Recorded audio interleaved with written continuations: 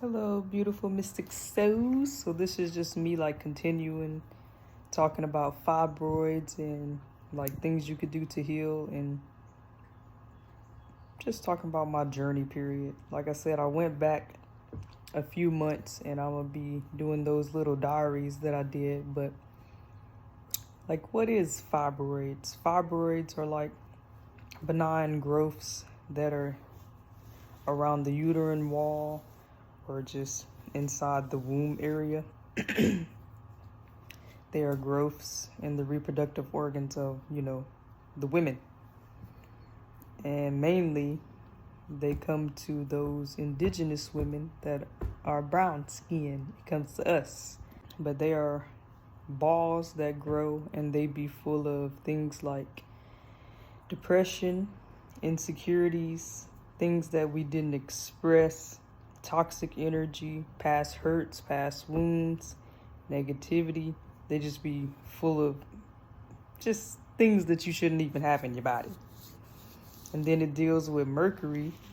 And Mercury deals with communication because we don't express ourselves. And when we don't express ourselves, we cause dis-ease in our body. It tends to go to the abdomen area and it just sits there. Remember, you always have to keep energy flowing in movement and don't let it be stagnant.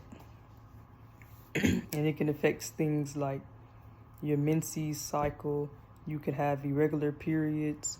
You could have intermittent spotting in between your periods. It could mess with becoming pregnant. It could also, you could have heavy bleeding. It could just mess up your life period. It can also affect your sexual intercourse, so affect your sex life. And I'm going to be talking about some things that you could do to try to help it.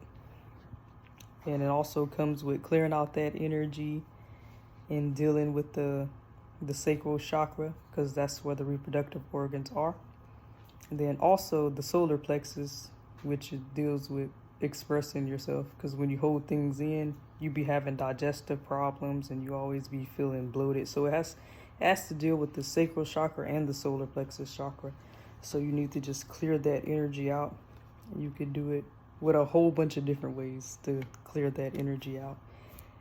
And then, like I said, your diet, just healing overall, and also keeping yourself grounded and getting some sun.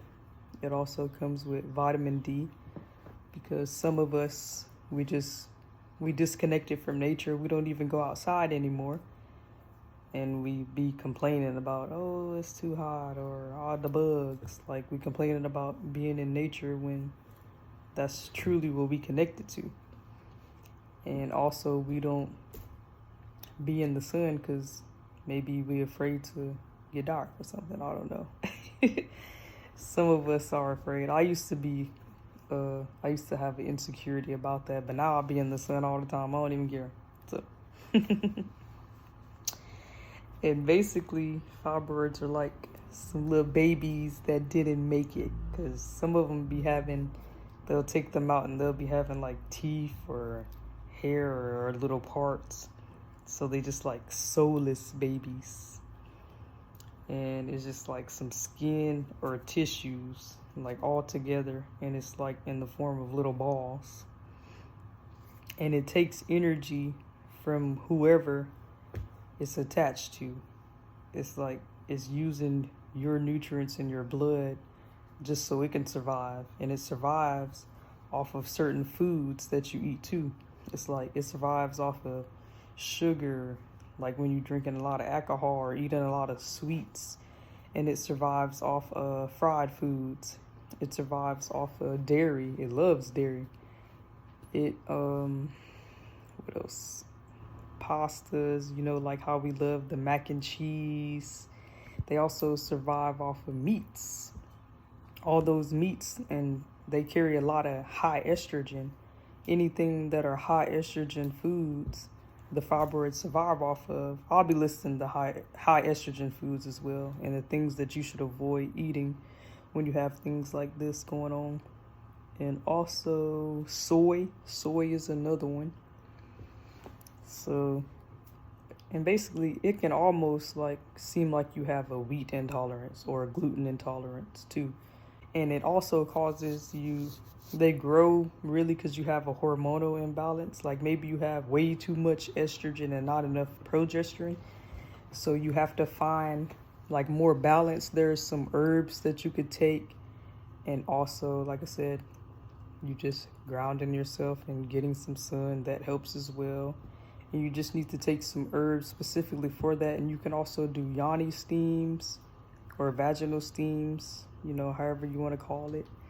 And then they have yoni baths. They have herbs that you can do for that. And then they also have certain herbs that you can ingest as a tea as well. I can list them too. So basically, it's the hormonal imbalance, it's the lack of sunlight, and diet. And some of the things that you can eat when it comes to having fibroids is cruciferous vegetables. And I'll be listing of the cruciferous vegetables. And it's best to not overcook them. One way you could cook them is like steaming. Like when it comes to the broccoli and stuff, you could steam it. Like cruciferous vegetables is cauliflower, Brussels sprouts, broccoli, kale, horseradish, kimchi. That's like the Korean cabbage. It's a little spicy, but tastes good to me. Turnips is another thing. You boil the water, and then you turn it off, and then you put the vegetables in there, and you let it steam for a few minutes, and then you take it out, and then you give it a cold bath. And then if you want to add the sauce or whatever into it, you can do it that way, and you'll see that it has all those nutrients in it. Especially when you do broccoli, it'll be like a bright green color, and that's how you want it to look, so you can get all those nutrients in it. You want to try to avoid GMOs as much as possible and processed foods, because a lot of them have soy in it as well, and that doesn't help. Eating a lot of mushrooms, that could help with your healing too, like any type of mushrooms. And if you don't like mushrooms, then you could just drink it as a coffee or a tea. Anything that comes from the sea, you should take that, like sea moss, seaweed, kelp or dulce, conjus crispus, like anything that's macro algae plants, things like that, that also helps. And selenium rich foods, that helps as well. It's like Brazil nuts, sardines, like fish, eggs, sunflower seeds, and like I said, mushrooms again, lentils, legumes. Oh, and chlorella is good too. And also when it comes to fibroids, some people tend to have a discharge, or maybe they get BV a lot. That could be another symptom. And your vagina, your yoni, she just needs to breathe because she be suffocating. Because most of the times we be wearing pants a lot, and we just don't take time to wear a dress and a skirt so she could just breathe. So, she can just flow. I mean, she is a little warm, and sometimes she be sweaty, so she just needs to breathe. Stuff from So Ionic Botanicals. Like, I can list his website. That's AT the Arc.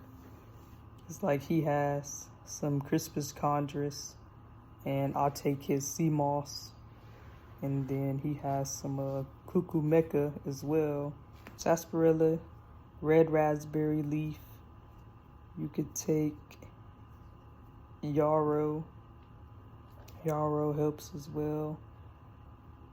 Turmeric and ginger helps with like inflammation.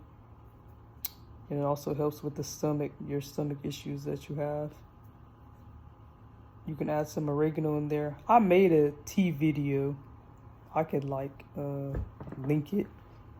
it or insert it, that tea that I was making, but I'll be making all types of herbs. Oh, cheney root is another thing. Cheney root is similar to the cucumella. Wormwood also helps. And then you could do a yoni steam.